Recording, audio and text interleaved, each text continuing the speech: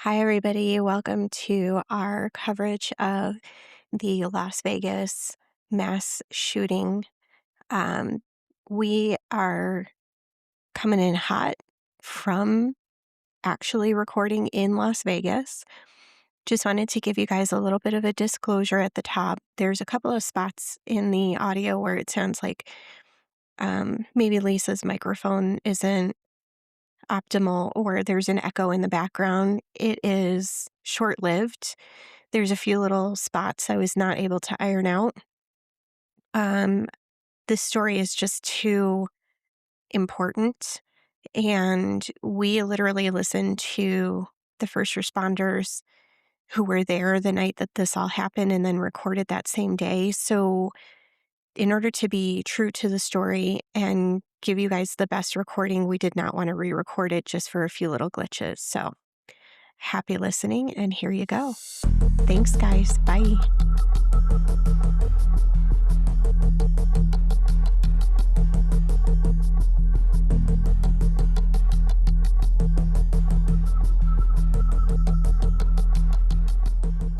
Hello, everybody. Hello. Live from Las Vegas. I mean, not live, recorded from Las Vegas. Okay, recorded from Las Vegas. Recorded. Welcome to CrimeCon 2026, bitches. God, yeah, you did. You are listening to Murder with My Sister. I'm Marie. I am the tormentor. And we are here. We are in CrimeCon. We are in Vegas. We are recording. We have the room set up like a complete recording studio. We have been very creative in how we have this set up, using lamps and ironing boards and everything that our hotel room has to offer. Yes. Moved the furniture around, all that good stuff. All the good stuff, I tell you. All of the good stuff. So let's do a little, Jeez. Right off the top, housekeeping. Yes, do the housekeeping. How do you? All right, hang on.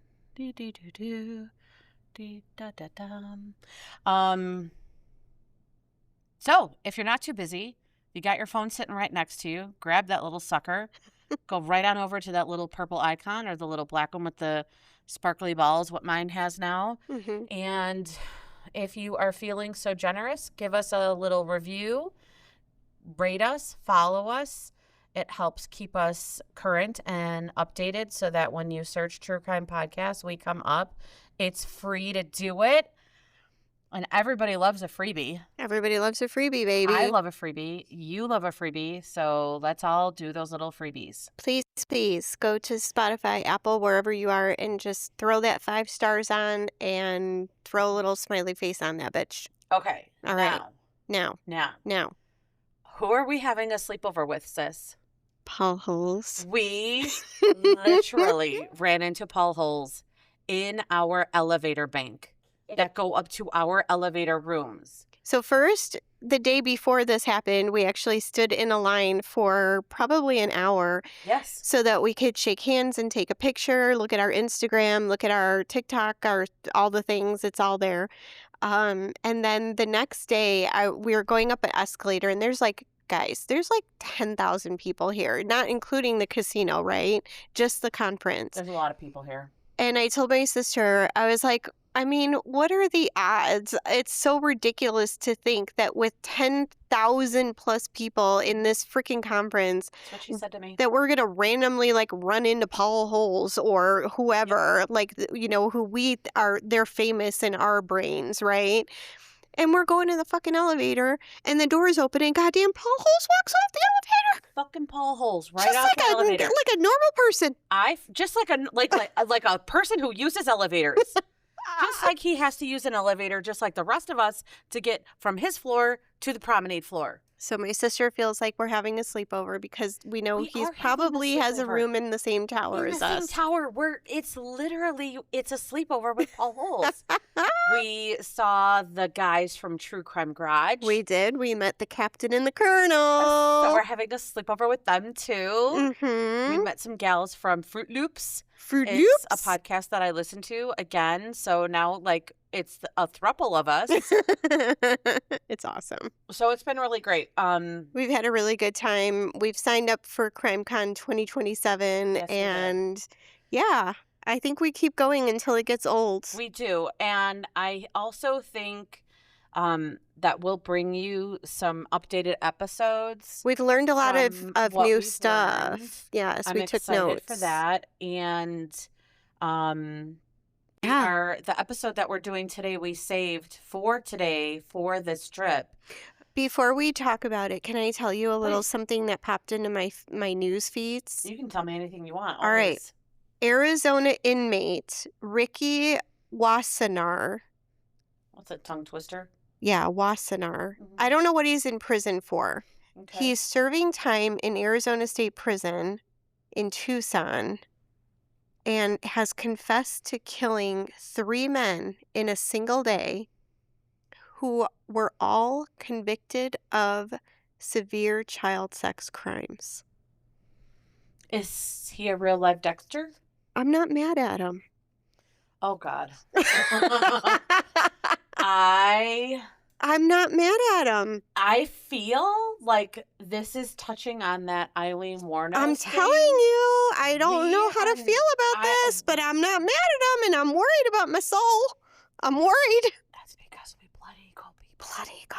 And he did it for us. He blood eagled these He bitches. blood eagled them in our name. So I mean, I hope not in our the other fun thing, and we didn't see him again because I was going to get a picture, but I kept seeing this guy who was at the conference, and he had a T-shirt on that said, "The only pedophiles that don't reoffend are dead pedophiles." He sure did. And I was like, I'm not mad at him.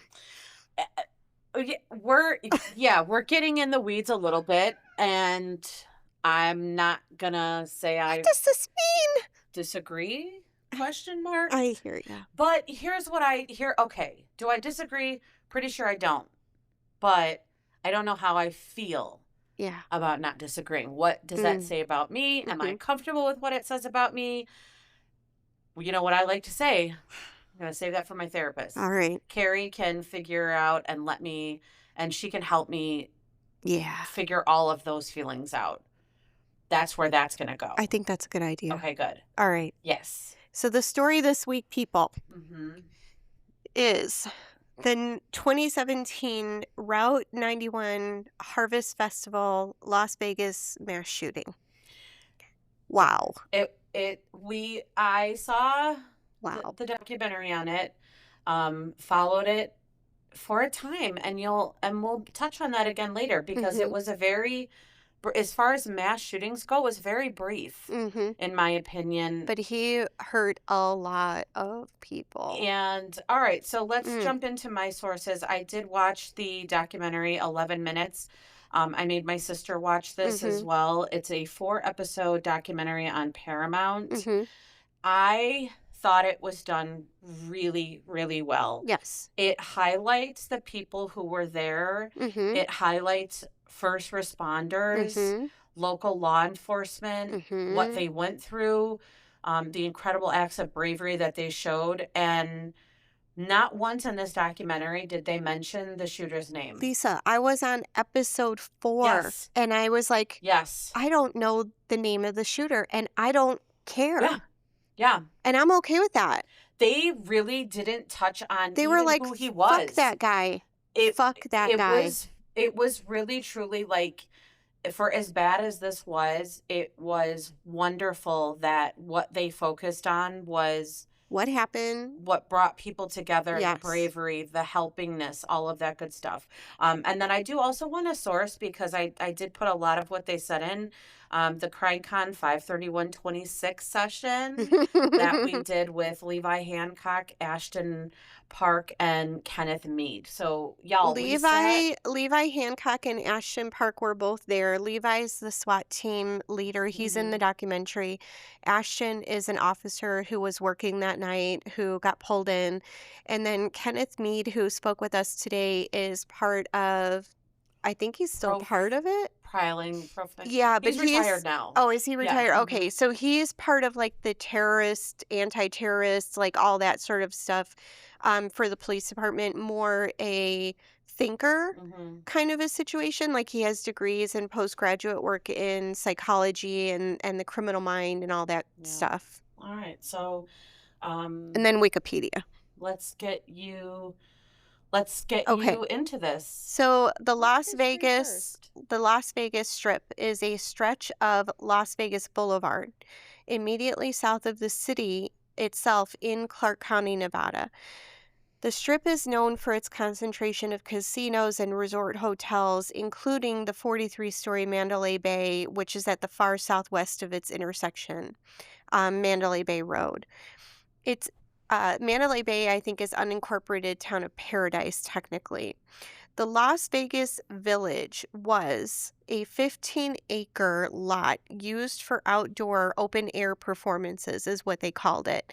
And it was located diagonal from MGM, Mandalay Bay. Tropicana used to be there. They said it's gone now. But those hotels were kind of like one edge of the square, and then directly diagonal from all of them was this like just big open air field venue, and it butted up against the actual airport. It was like right, like there was a fence between the venue and the airport. It was that close. Go. I am curious if, like, as far as airplanes go, Mm-hmm. wouldn't that have made a very noisy venue? Like, if you're having I don't know. Okay. I don't know. I just, as you said that, I'm like, yeah, it did butt right up next Because to they it. went over the fences at some point. And so now you're singing, but do they not fly in at night? I I don't can't know. imagine the airport closes in Vegas. Could that have been why no one noticed whatever was going on quickly, because they have to be so loud I because don't of the know. airplanes? I don't know. I don't Yeah. know. I wish we had time for questions today. Yeah. So from 2014 onward, the venue hosted the annual Route 91 Harvest Country Music Festival. The 2017 festival ran from September 29th to October 1st, with over 22,000 attendees on the final day, and the headliner on that day was Jason Aldean, who was on stage around 10 p.m. that night. All right, so we're going to take you through the events that happened that night as best we can. I tried to piece together as this was going on. So we do have times where we'll talk about what's happening on the ground, what's happening in the hotel, what's happening with the people, because I'm trying to keep the night chunked. So on Sunday, October 1st, 2017, Jason Aldean had just started his set. It was around 10 p.m.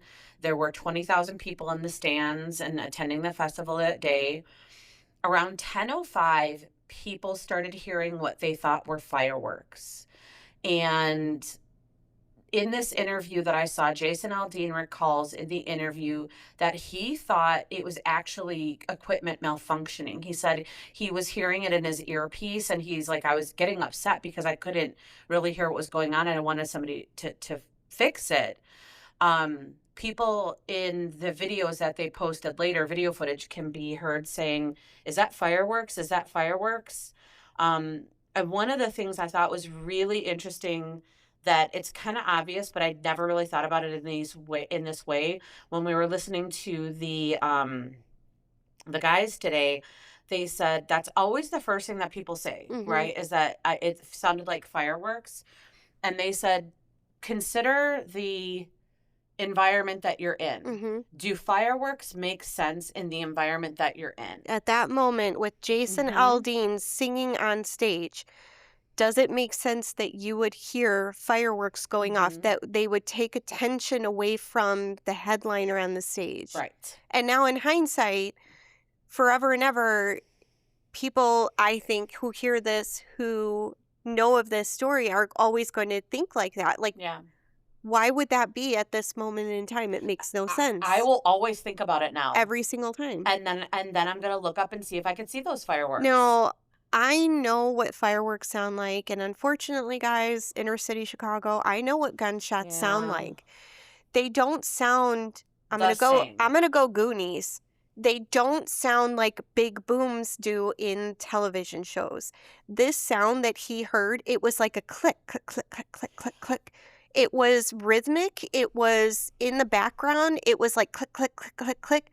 I get it. I get it. If you don't know what the sound sounds like, So, you might not realize what you're I will hearing. tell you the sound that I would describe it is more popping. Pop, Pop, pop, pop, pop, pop, pop. pop, pop, Yeah, pop, pop, I'll pop, go pop. with that. It was consistent. I think It that was too consistent for what I would think of. I mean, a fireworks, firework, yeah. it could go all over, and I think the Yeah. rhythm of Those that. little firecrackers Mhm. that would come on the strings and you would light them and then they would go up. Yes, yes. They were not as evenly spaced. it wasn't organized. Right. Yeah. It's Mhm. interesting when in hindsight, like Right. in the Of course, moment, we all know you now. know, all Right. of us in the moment would have been like, is Was that that fireworks? because What you was don't that? want to think that it's Right. something real. In one footage, there's a woman who says that she thought something might be going on, but she's like, I looked up, Jason was still performing, so I thought everything was good. Because if anything was going on, Right? they would get him off the As stage. long as the flight attendants are still serving drinks, it must be fine. Right. So the way that they describe it in their interviews, they say they were bursts. Mm-hmm. And that we'll touch on again later when we talk about what they found in the room. Mm-hmm. So there was a second burst, and people are starting to realize that this might be gunfire. Yeah. They're starting to pay attention. They're People are starting to freak falling, out. people are going down, Mhm. and then other people are screaming and We saw some additional footage today from inside one of the command stations that the police had set up. Mhm. And the radio goes off, and you can actually see the footage of the police officer saying he sees his radio is walking. He's like, Jesus, is this real? And that's to quote him, quote, Jesus, is this even real? the police officers were Mhm. like, no way. No way. Okay, let's just really truly think about this. I wouldn't want to think it was real.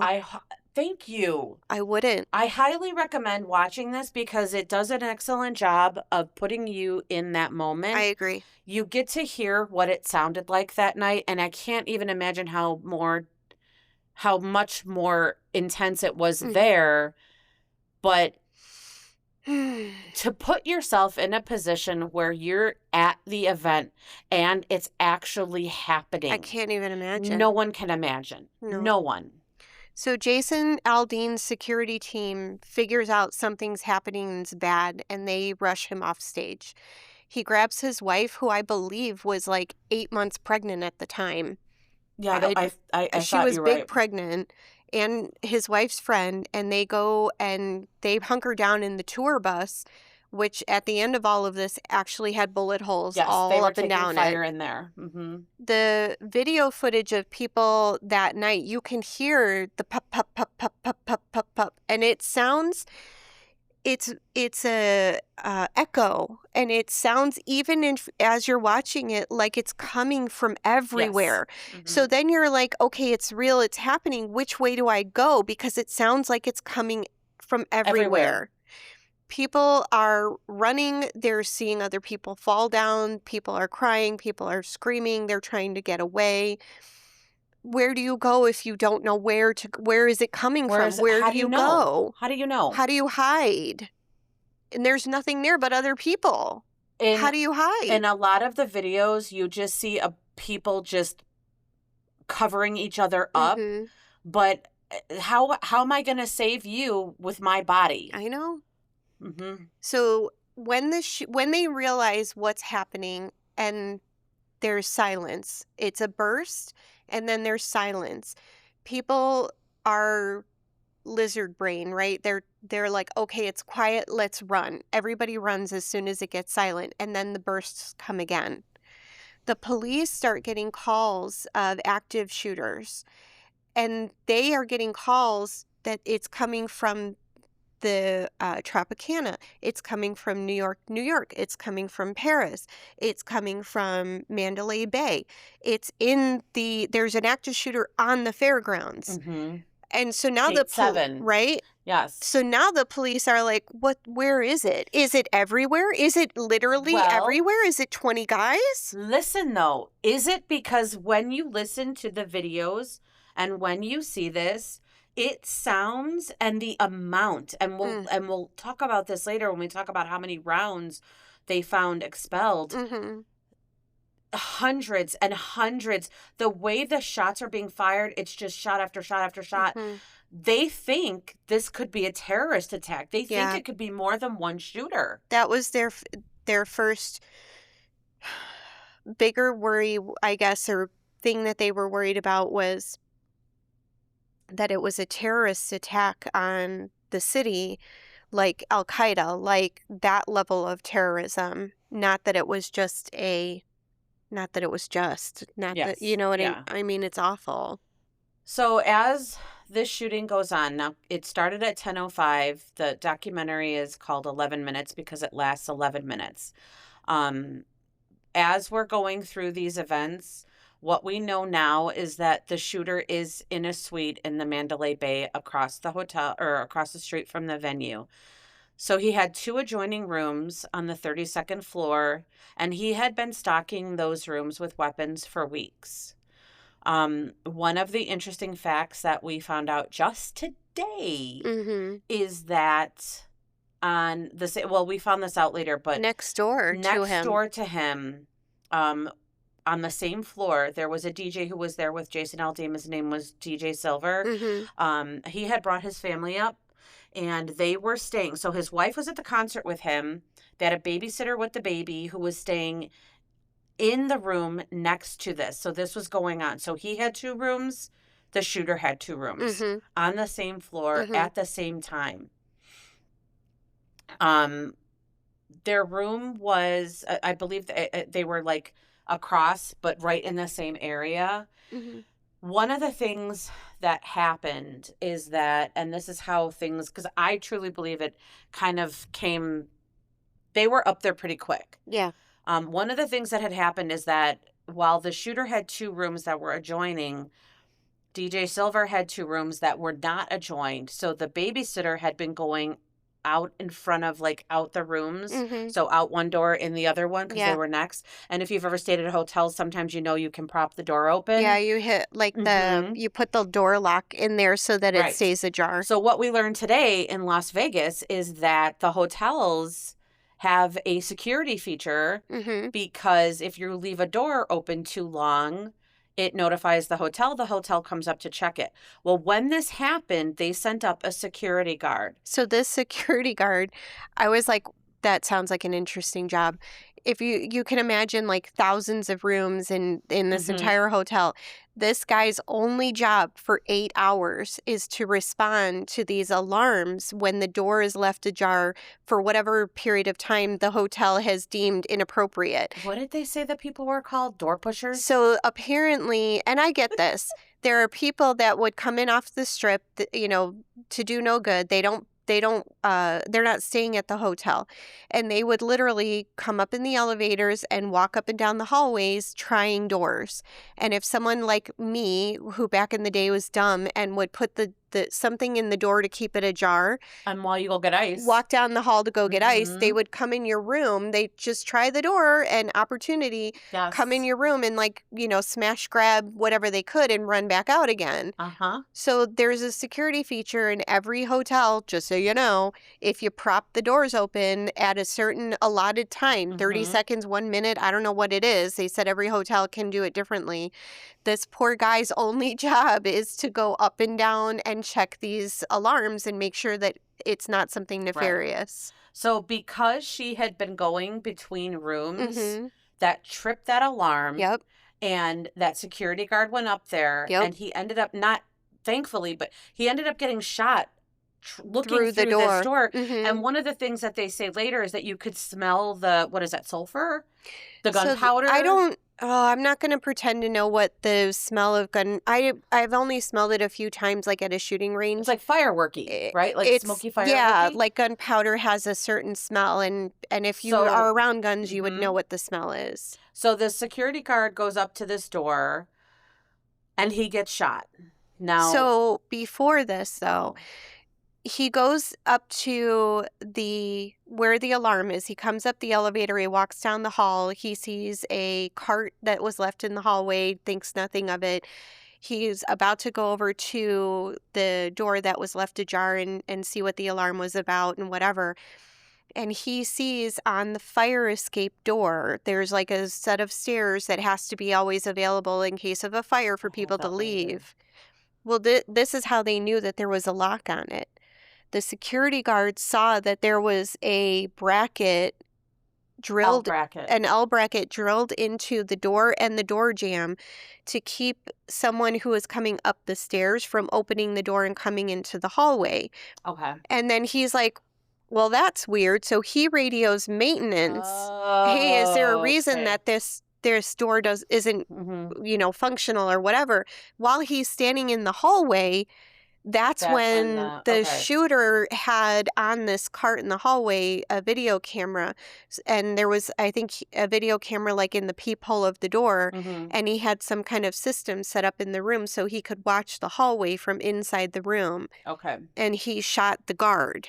Okay, so this is happening upstairs in the 32nd floor.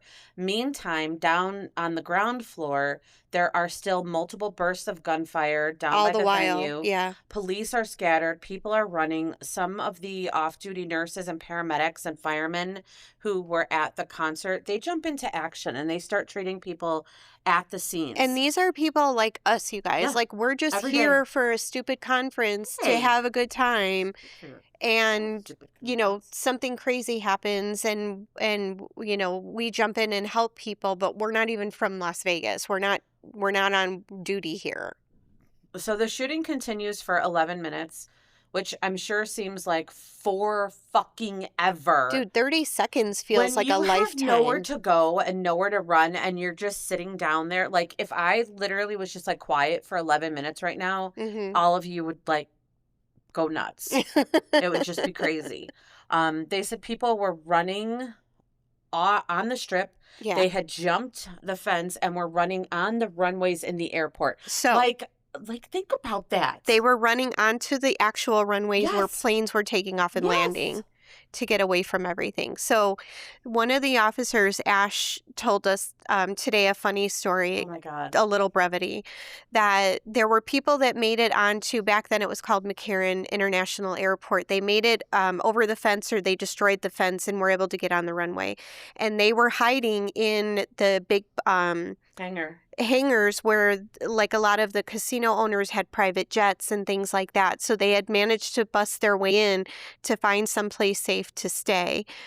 And in doing that, they got on board one of the more expensive billionaire guys' airplanes. And I don't remember what he said the name of the liquor was, but they found like some bottle of Yes. $3,000 something liquor They and drank just all- drank it all. I mean, I would have. My sister, who does a drink, would have been like, "Yeah, I'm there. I got it."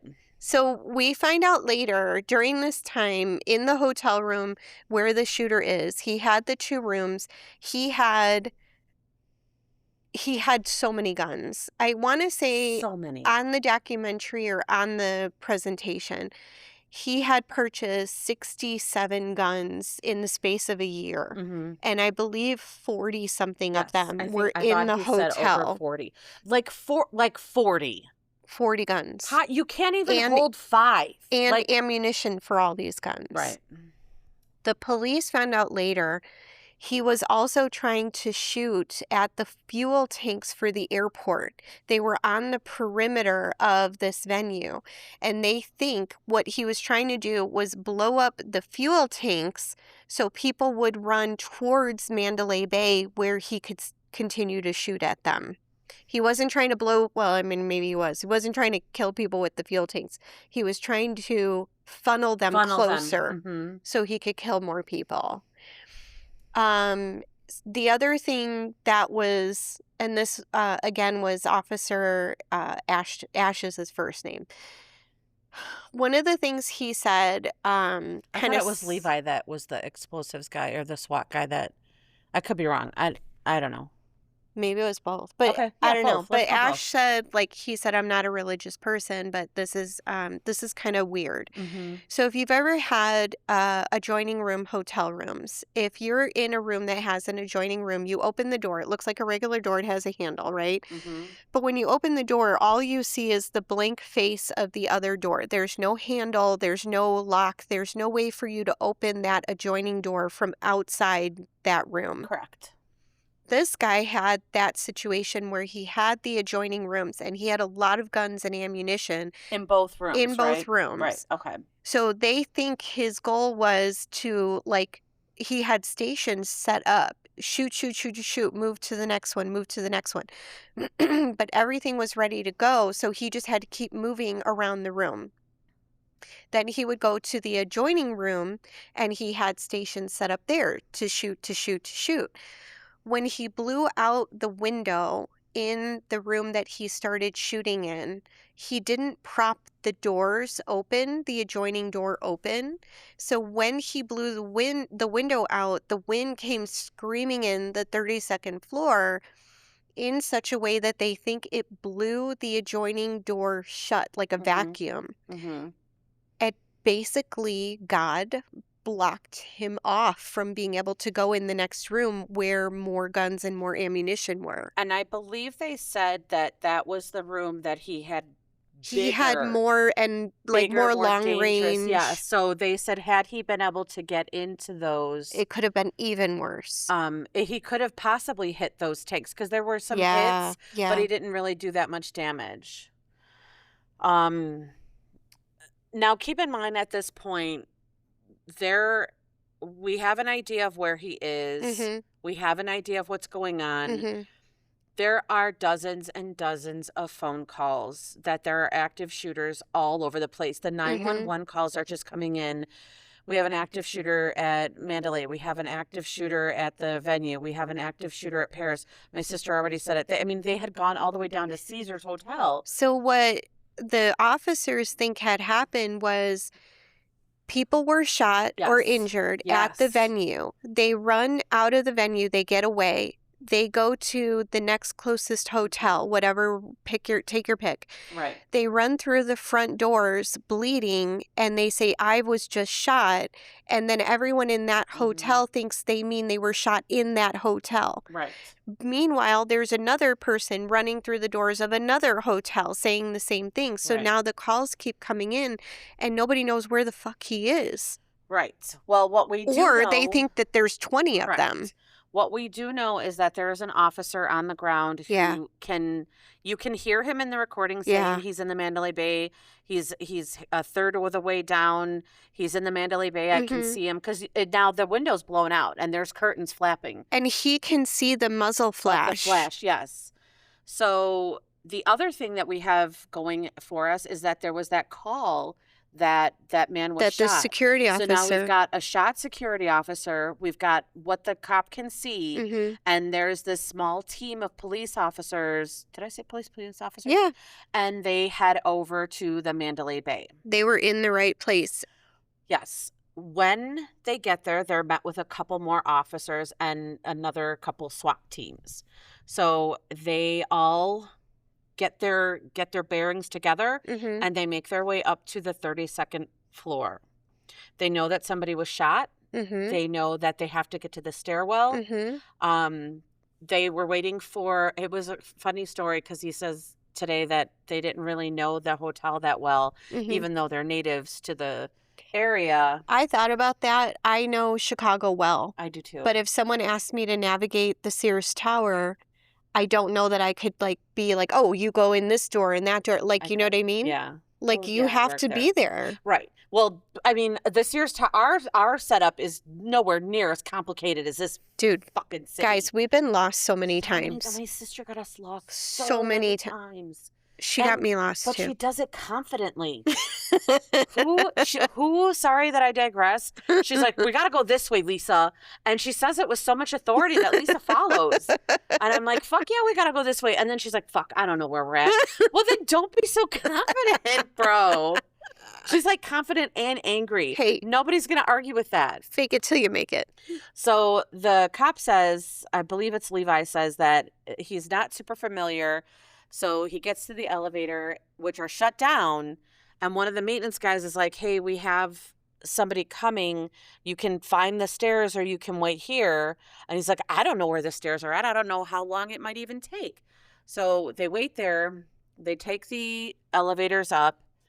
and they realize that this corridor is like 100 yards long. Yeah, they said like 110 feet or something So like that. they go down to 31 to take the elevator or the stairs back up to 32 because that's going to put them right at the door. And this is where they come into contact with that L-shaped bracket. They realize that it's locked shut. So we've got, now we're convinced. We're there. They also said when they first got off the elevator in the main area and they saw that it was literally like a funnel of death is what they called it. It was like a straight shot down and they could be shot at the whole time. They could smell the gunpowder. They knew they got the right. They're like, oh yeah, there was no question with the smell in the hallway from that wind coming through. Keep in mind, there's a baby. A baby. And a babysitter. No, I mean, and there were other people too. I thought the floor was empty. I don't know, but there was a baby in the room next door to this lunatic. So the police break through that L bracket. They didn't waste any time. They had the tools necessary. They got in there in a hot fucking minute. So back on the ground, there's people running, screaming from the venue, people in the casinos. They have no idea what's going on. Like there were people just playing the slots, not even realizing that anything had happened.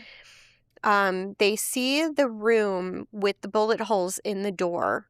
They also, so the cops are on the floor. They get through that door. They see that there are bullet holes in the door. That's where the security officer was shot. They see the room service cart, and all they can see is a bunch of wires snaking under the door into the room from the room service cart. So they're like, is it an explosive device? Yeah. Is that what we're dealing with? Is Who someone knows? standing on the other side of that door with like a little button? It could be anything. Anything. They had no idea. And they didn't know how many people were in the room. Right. And Which makes it even more. So Levi says he broke the guys he broke them into 2 teams of 6.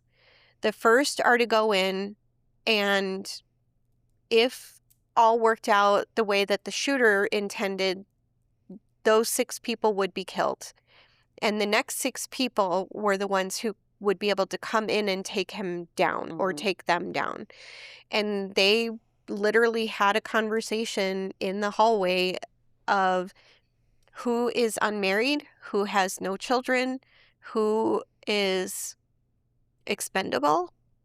Not expendable. No, but like they were like, who's going to go first? These cops, can I just tell you, Oh these my cops God. spoke like very not PC, like, but in a way where you're just like, oh my God, they just said that. Like, we're not supposed to say those words, but they're on the ground, boots on the pavement. Everybody policemen. knew what decision had to be made. Everybody knew. So the conversations that they were having were, what he said was, who has less to lose?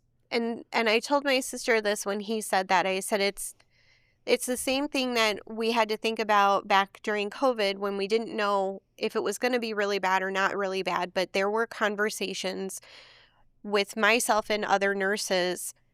Who wants to stay? Who has little kids at home? And I'm like, I have no little kids at home and I can stay. And what I meant and what we all meant when we had that conversation was, if I got sick, I didn't have little kids at home who were going to miss me. My kids were grown. And that's what these cops were doing. They were like, who isn't, I don't know how to say it. Like, right. Who I think what he said was the way that they said it best. Who has less to lose? It's crazy. So that was the conversation they were having. They put this explosive charge on the door to blow it open. And in my brain, I see movies and all I can think of is a big old wad of like Play-Doh looking C4 something. And they stick it to the door and then they back away and they hit a button. In reality, it was like a line of tape. And he had to stick it at the top of the door and then make sure that it made contact as he unrolled it all the way down the front of the door to the bottom of the door and then move away and blow it. The entire time, the only thing between him and the guy in the room with, they don't know what kind of gun, is a fucking door. That had to be the most crazy 3 to 5 seconds. And I imagine it's very much just like you see on TV, where they throw a little tiny putty nugget on right by the door, and it just blows it right open. And he's like, no, we have to start at the top, go all the way down, make sure that there's contact. So it's like, oh my God. Like, so you go from this little putty nugget that's exciting to like, I know. I mean, come on. I know. So they blow the door open. The smell of gunpowder, gun smoke is overpowering. The draft from the windows blowing the smoke from the gunfire all over the place. They see guns everywhere. They see ammunition everywhere. They see shells everywhere. And they see a dead man. And it appears self-inflicted gunshot wound to the head. And he killed himself. They knew they had the right place because they smelled all the gunpowder, the windows were broken, the wind, like everything. They said this guy had scuba gear, so a mask with air tanks, so that he could breathe and not be overpowered by the gunpowder, the smoke in the room as he was shooting these guns in close quarters. And then this is where they find out about the second room and the way that everything was set up, that the draft of wind from the broken window pulled the door shut, and that the bigger guns were behind that locked door. You would have had to go out into the hallway and then into the adjoining room if he wanted to get in there. They said when they got there, the adjoining room door was closed. They had to blow it open again like the first door with the... they called it a breach something or other, but the explosives that they're given to blow the doors open. I love the term breach. Great. So back to ground zero. So that's why I said we're going to bounce a little bit between them. The normal setup, and I don't want to say setup like that sounds kind of bad, but what they normally do to prep for an event like this is that they had 16 ambulances that were there through various companies, third-party companies. They had 44 officers on duty for the event, and they had one civilian in a call center / command post for calls. So I don't want you to think of this as like 911, but just like calls in the event that something went on at the fest. So they had to burn through those resources in seconds. The people are running into the casinos with bullet wounds. People are dying on the streets after running as far as they could to get away from this before collapsing.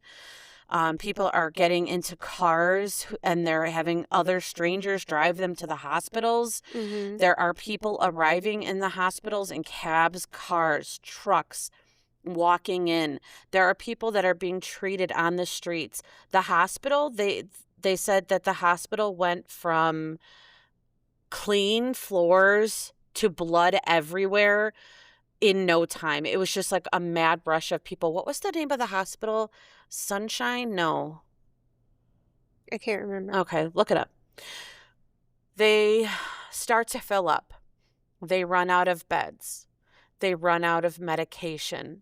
They don't have the staff to treat the number of people who have been injured. Back at the concert grounds, there are people laying all over. The police know that the shooting has stopped, so they take Jason Aldean and his crew out. They look at his tour bus, which they see had taken shots. Jason Aldean recalls that they had to step over bodies to get out. So remember, these aren't just bodies. These are his fans. These are people that were here to see him. If he wasn't there, they wouldn't be there. So, and now they're never going home. So he's processing all of this at the same time that he's actually walking over them. He said he had to tell his wife to just keep her eyes closed. Keep her eyes closed. One of the things that was very heavy hitting that I processed in a really, really awkward way or had trouble processing, and I think it's because they showed footage of it, is the amount of cell phones that were ringing Mhm. as they show them. So you see this footage of these people walking through the field, and you just hear these cell phones ringing Mhm. everywhere. And you know that they're ringing in purses and pockets of people, some of whom didn't make it out of there. So it's their loved ones calling to find out, are you okay? Are you Yeah. okay? And those calls are going unanswered. Yeah. First responder, Dean McCauley, he was a paramedic in Seattle who was at the concert that night. And he had been one of the people that was treating people, and in particular, a young teenager who was at the concert with her twin sister. So both girls were teenagers. They were attending the concert with a group of people, and they both had been shot Mhm. and survived because of the treatment that they got from Dean. He was going to make sure that they got out of there okay. He was only one of Only one. many people who Many. they weren't cops. They were just running back in to grab people and pull them back out, and then they'd run back in, like literally running into the building on fire to grab another person and pull them back out again. Mm-hmm. The name of the hospital that they mentioned was Sunrise. I was right. You were right. Sunrise Hospital and Medical Center. Love it when I'm right. So the twin girls had gotten separated at the concert and found each other at Sunrise Hospital. Mm-hmm. One was in a trauma room, one was in the hallway, Mhm. and they ended up being taken to the same place. Another nurse that was interviewed who was helping people, her name was Jackie. She was an ER nurse. She told the one girl, the one teenager, Natalia, that she needed a chest tube. So crazy thing, they ran out of chest tubes. There's probably only 3 or 4 on the shelf, right? Is that right? There's not hundreds? Why would there be hundreds, Lisa? I don't know. It's an emergency room. It happens maybe once or twice a month. Oh. Why the hell would there be hundreds? Okay. Like, well, it's- you know that because you worked in there. I don't know that. Yeah, no. This isn't a I common thought you thing. stock that stuff like I stock. I don't use red colors that are like a 5/6. I don't use all those all the time, but I still stock them. Then there were 1 or 2 on the shelves. We don't use them all the time, but we did stock them. Okay, Mhm. so they had run out of chest tube kits. So nurses are ingenious. You just go into the supply room and you get all the little pieces that were in the kit and you Uh-huh. bring it to whoever needs it. Right. But they had run out of morphine. Literally, guys, it's a fucking vending machine. It's called a Pyxis. It's called an Omnicell. You can call it whatever it is.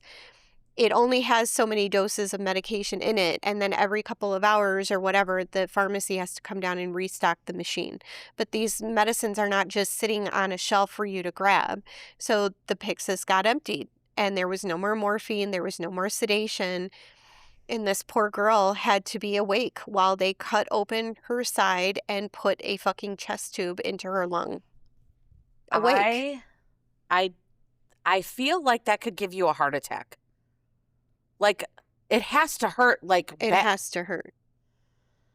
But the alternative is that you die, Okay. right? Mm-hmm. Jackie said in the Paramount documentary that after that incident, she quit working in the emergency room. She loved being at the bedside. She loved her job. But after that, she couldn't do the ER anymore. Yeah. Dean, the first responder, stayed in touch with both of the girls and their parents. He attended their high school graduation. They all got matching tattoos. Like, these people, even though these were awful circumstances, they formed bonds with each other that have lasted now almost 10 years. So I was watching episode 4 of this documentary at the airport before I came down here. And the last episode, they show everybody reuniting with the people that they had been talking about. Mm-hmm. And I was fucking crying. Ugly crying. Ugly crying at the bar in the morning. And the bartender's like, "Are you okay?" And I'm like, "Yeah." Oh, jeez. My eyes are leaking or something. It's my leaky eye syndrome. I was just so crying. There was another concert goer that they interviewed. His name is Jonathan Smith. He was another person who was not a first responder, wasn't working that night, but he went back over and over again to help people and get them out of harm's way, and took a bullet in the chest that himself for his trouble. Jenny Lynn Zaretti, she was an off-duty nurse that helped triage people that night at hotels and around the venue. She went back to the venue while the shooting was still going on more than once to help get people and get them out. There is video after video after video of people being carried out, like just people helping people. Mm-hmm. So again, if you want to cry your eyes out, you can watch the documentary and see the people who helped other people that night, and they find out someone survived, and you watch them reunite, and I think that's what it's about, is that the people came together. You watch them talk about each other and not knowing who they were talking about, and then they become friends. Mm-hmm. Jason Aldean went to the hospital and sang with the survivors. He was on Saturday Night Live a few weeks later to remember the victims and not forget the importance of continuing to stand up. So he had had counselors come in for his crew because there was some trauma that was going on. Can you imagine the No. first time any of them No. had to get back on that stage? They got back on stage like a week later. But if they didn't, Oh. it's like if you don't do it, you'll Yes. never do it. But to be Yes. in that position, to have to think about, like, the whole time you're standing up there, is it going to happen Yeah. again? Is it Is going it to gonna happen happen again? again? One of the things that he said their first show afterwards was, I thought he said Oklahoma. And he said it was a really like bare bones kind of a show because half their Yeah. equipment was still on the stage in Vegas. Yeah. So what we find out in the shooter's room, police found more than 40 guns, more than 1,000 rounds. I want to really preface this, more than 1,000 rounds. When we talked about that pop, pop, pop, pop, pop, pop, pop, pop, pop, pop, pop, think about that. That was hundreds of 1,000 bullets. times. Yeah. Every time the burst happened, it was hundreds of bullets. So that is just it. The videos do not, I'm sure, do justice for the people who are there to see it. But if you're watching them, it sounds like they are just being shot at. It sounds like what I would imagine a war zone sounded like. Yeah. That's what I would imagine. I think the only people who would have recognized it for what it was the minute it was happening was any combat Mhm. person. Anyone who had ever been in a combat situation might have understood in the moment that they would have never guessed firecracker. Those were the only people. There were 50 people that were killed that night. There were hundreds of others wounded. They said it was all total about over 860 people that were injured. We also know that he had planned in very, very great detail how he was going to do the shooting. What they don't know the trigger that officially to date, and they did say that today, they don't know what the trigger was. Like why he did what Why he did what he did that planned. day. And he planned for a long Very- fucking time. He planned like A year. He was Motherfucker. buying up guns for a year. There was another venue that had a hotel room and the same kind of setup that they Mhm. found Mm-hmm. that was a couple weeks before. I don't remember what they said it was, Mm-hmm. but he didn't do it that day. He stopped, and then for whatever reason, this went is the to the one. Yes. Mandalay. Mhm. So the police also found his car that was valeted in the hotel parking. He used the valet, so he wasn't planning on like getting anywhere fast. They found 50 pounds of explosives. They were unmixed explosives, but 50 pounds. They said later they got a car. They got the same explosives. They mixed everything. They put it in the car and blew it up just to see what he could have done with that had he been successful with what his plan was, and had he actually gotten out of that hotel room and then down to his car. He was planning even further. Most of the victims, or all of the victims, they said on the thing, all of the victims were, usually they're not removed from the crime scene until it's been fully processed and all the rest of it. But everyone at this venue who did not survive was taken out of there and brought to the medical examiner wherever they go within 24 hours. So, Very unusual. okay, can we just touch on this? Mm-hmm. It was an open field Yeah. at the end of the strip. Yeah. There were dozens of people that were there. Mm-hmm. And imagine waking up the next morning No, out and looking out your window and seeing that. I can't Like, even. they said everybody had been removed within 24 hours. This happened at 10 p.m. So all the So next day, you all could the have next been. day, that could have been people that Yep. were being removed. You could have been in your hotel room seeing this happen. One of the officers that spoke today said that there were a couple people, it was a couple or a couple people, I don't remember how he phrased it, that had been sitting in their chairs when they were shot. And he said they walked Oh. past them and it looked like they were just still sitting there waiting for the concert to Just start. sleeping. Mm-hmm. No other Route 91 festival has been held since 2017. And no announcements have ever been made about the event being revived. So there is a healing garden. It is dedicated to the memorial and honoring the 58 lives lost in the Route 91 Harvest Music Festival tragedy. It was built in just 4 days by volunteers and the city following the tragedy. It's located at 1015 South Casino Center Boulevard. It is free, and it features exactly 58 trees dedicated to each of the victims who died that night. In the aftermath, there was a victim. Her name was Carrie Parsons. Her parents actually filed a lawsuit against gun manufacturers because they made a gun that was able to be modified. So even though they themselves didn't allow the modifications or have the modifications, you could go on Amazon or any sports store or website and purchase what you needed to be able to modify their weapons. And they sued the manufacturers as such. They didn't win because apparently there were statutes put into place a very long time ago that kind of said, you know, we're going to sell guns, people are going to buy guns, and you can't sue us for what they do with our merchandise or Right. whatever. Right. It was this, all of this was like front page coverage for like a few days. Okay, so let's touch on It that. didn't like last week's. It Do didn't. you know how often we've talked about the Columbine shooting? Yeah.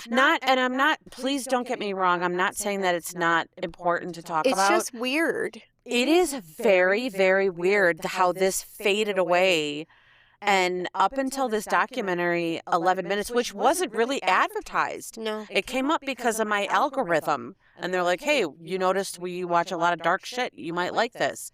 I didn't even know what it was. So can I say this part? Yeah, please. So the tragedy focused attention on firearms laws in the U.S., particularly with regard to bump stocks. So a bump stock is a thing that you would add to a gun that was not automatic in order to make it perform as though it is an automatic weapon. Mhm. It was the thing that allowed this killer to fire so many rounds in such a short burst of time. The bump stocks were banned following this by the U.S. Justice Department in December of 2018. And then the ban was overturned by the Supreme Court in 2024, which means nobody's safe from this anymore Right. because they took it away. So my conspiracy theory, because you know we love this. Yes, we do. Oh, The God, reason we this do. faded away and the reason that we don't keep talking about this and the reason that it got overturned and all the rest of it is because big guns, like big pharma, like big everything else, has a lot of fucking money floating around in Congress, and they are able to lobby their way into making this go away, to redirect, to focus on something else. Let's talk about something else. It's the old age game that always happens, right? If there's something really big happening, let's do something else to distract you from talking about it. So I guess I'm having trouble wrapping my head around. I'm going to say something ugly and probably pretty unpopular. And I tell you this because I don't mean it to be how it's going to come out. And I fear there's no way for it to come out good. Okay. Okay, so know that I'm not saying this from a place of anger or hate or anything like that. The Idaho College murders Yes. were 4 students that were murdered in the middle of the night. Yes. And it has drawn so much attention, not that it shouldn't. Do you see what I'm saying here? Yeah. This shooting was the biggest mass shooting in the United States, yes? Mm-hmm. Ever. Yes.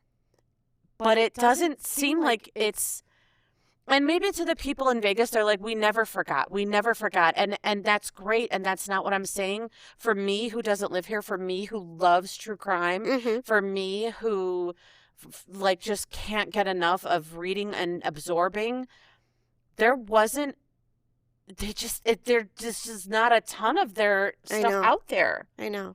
No, I agree. So I find that alarming. Okay. So we're going to do something everybody hates when we do, or people do, but too bad, so sad. It's our podcast. We can do whatever the fuck we want. Yep. We're going to say all their names. And guess what? It's not even going to take 11 minutes, which is what they had to endure. Do you want to go every other? Sure. Okay. Charlton Hartfield, Brett Swanbeck, Austin Meyer, Patty Mestas, Nicole Kimura, Christopher Hazencombe, Andrea Castilla, Carly Krebaum, Steve Berger, Brian Fraser, Derek Bo Taylor, Denise Cohen, Christina Duarte, Candace Bowers, Lisa Patterson, Rosie O'Guillen Rocha, Jordan Rivera, Austin Davis, Laura Shipp, Carrie Galvin, Tara Rose Smith, Kella Midig, Carrie Parsons, Cameron Robinson, Michelle Vo, Brennan Stewart, Eric Silva, Doreen Anderson, Heather Alvarado, Hannah Ehlers, Ehlers, Stacy See? Echteber, Okay, Christopher Roybal, Victor Link, Melissa Ramirez,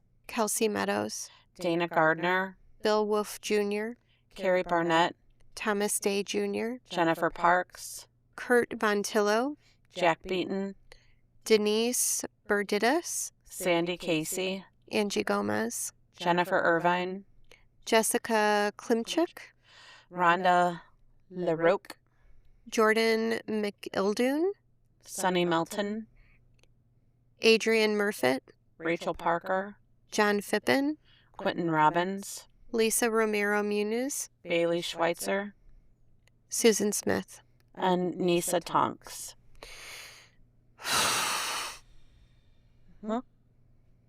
That was a rough one, guys. Yeah. Glad we saved that one for Vegas Mm, while we're here. mm. Having our sleepover with Paul Holes. Paul Holes. Mhm. Thanks for listening, everybody. Thank you, everyone, so much for listening.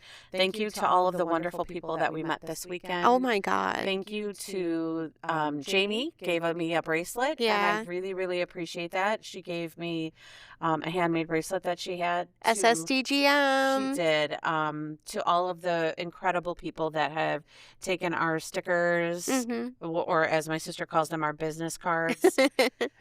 Thank you so, so very much from the bottom of our hearts. Don't park next to vans. Roll up your fucking windows. Come on, George. Let's fucking go. Bye. Bye. Executive produced by me, Marie Abenante, and my sister, Lisa Linsner. Music by John Bartman, track Shooter on the Roof. Cover art by the talented and beautiful Alexis Guerrero. And all of this is possible editing and recording using Riverside. Thanks for listening, everyone. Bye.